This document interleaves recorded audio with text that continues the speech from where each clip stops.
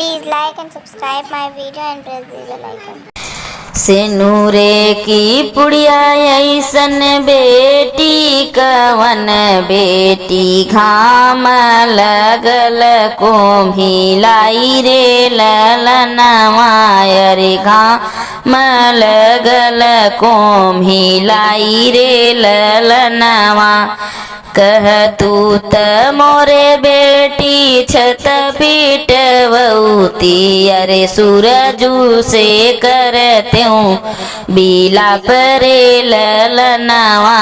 अरे सूरजू से करते बीला परे ललनवा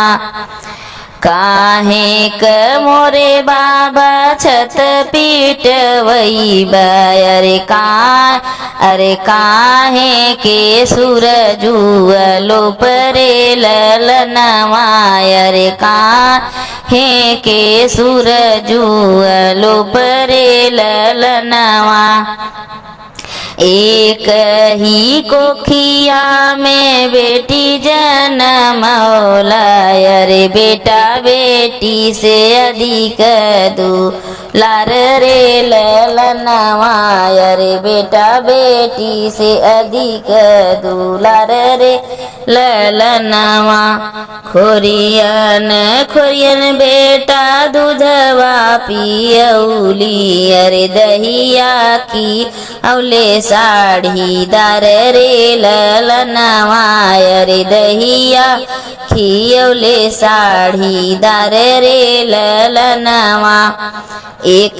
ही कोखिवा में मन यही बेटी अरे सुंदर बर के साथ रे ललनवा अरे सुंदर बर के हूँ साथ रे ललनवा जन्मल रह बेटी धन हो परायल अरे काहे के लगी कई दुलार रे ललनवा अरे काहे के लागी करेला दुलार रे ललनवा। Thanks for watching my video, friends.